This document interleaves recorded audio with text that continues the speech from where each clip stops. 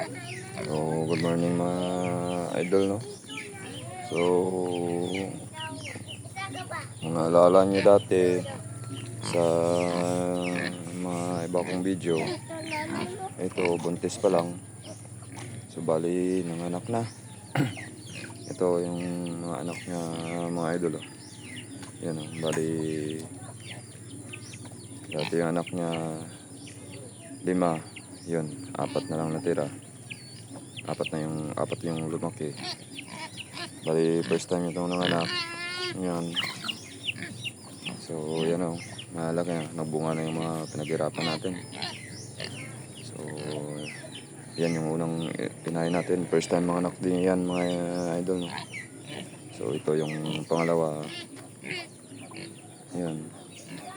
Mga 3 araw pa lang itong nanganak. Yan yung mga anak niya, idol. Yan o. So, bali, ito sila. Hindi na sila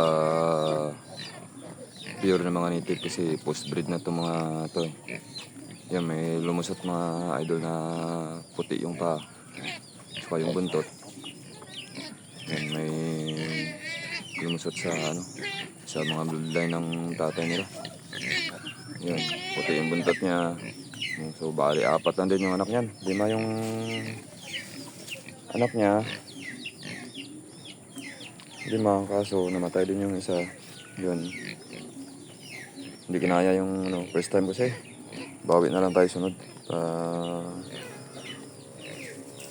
Susunod na panganak niya. Pagbubuntis niya. Babawi tayo yan.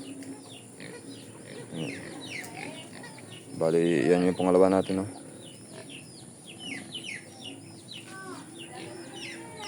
So, ito yung pangatlo natin. Kaso, yung anak niya wala dito, gumala. Gumala yung anak nito. Bali, 4 din to yung anak nito, mga idol.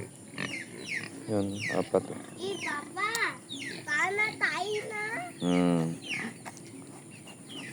Malaki na yung mga anak nito. Makukulit na, gumagala na. Yan. Bali, wala yung anak dito.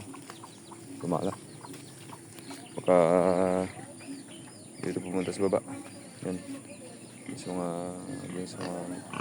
baba na yun. Yung saging doon sa baba pumunta. Bali, ito yung natin. Hindi pa nanganganak. Bali, to? Mga April. April yung panganganak na ito. So, yung mga idol, no? Ito, nabunga na yung mga pinaghirapan natin.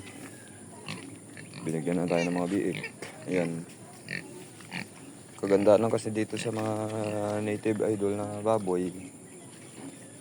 Yan, pag-oras ng panganganak nila sa pagkain nila, hindi ka masyadong mahihirapan. Kasi sa pagkain nila, kahit mga gabi lang dyan, ube, kamuting kahoy, kangkong, yun lang bibigay mo. Drak ng palay, yun, na sa kanila yun. Pwede na sa kanila yun. Kahit bahaw ng kanin dyan, kung marami kayong bahaw palagi, yun yung bigay mo. Gusto nila yung bahaw, yun.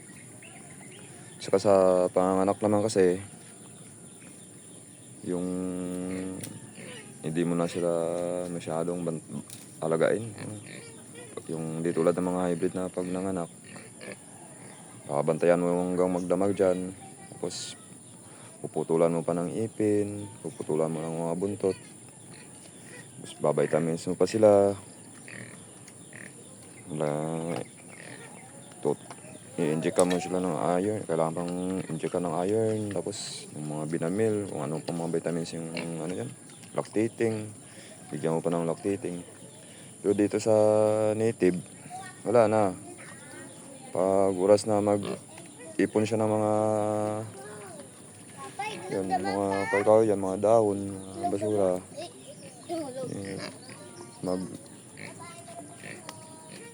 Magukay ng lupa. yun. Yun ang isang, ano, isang sign na manganganak na sila. Hayaan mo lang, manganganak lang yan dyan. Hindi mo na puputulan ng ipin, yun. Abangan mo na lang.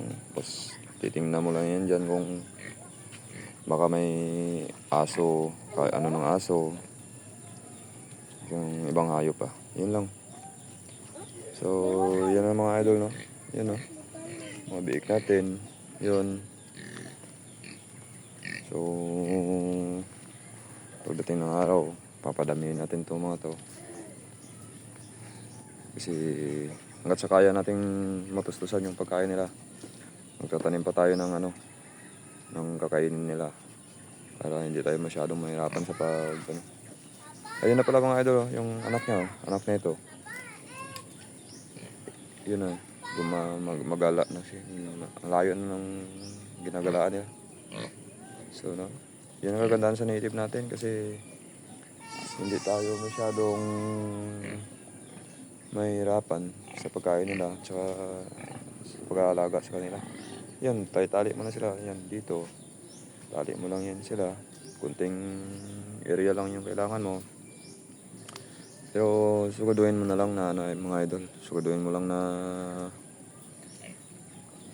wala kang mapinsala na ano. Kasi yung mga anak niyan, pag, ayan, ganyan na kalaki. Pag may tanim yung kapitbahay mo at saka punta nila, ayun, talagang sisirain nila yun. Gawa ka na lang ng ano, ng bakod. Pag malaki na, ganyan na kalaki, pasok mo na yan doon. So, bali may ginawa na tayo doon, no, sa mga video natin. Pag lumaki yun, doon na natin papasok yung mga yun. So, yun lang po mga idol, no. Maraming salamat sa panonood ng mga videos ko. Yun. Kung nagustuhan mo yung video ko, may like mo, share mo. So, maraming salamat sa inyo.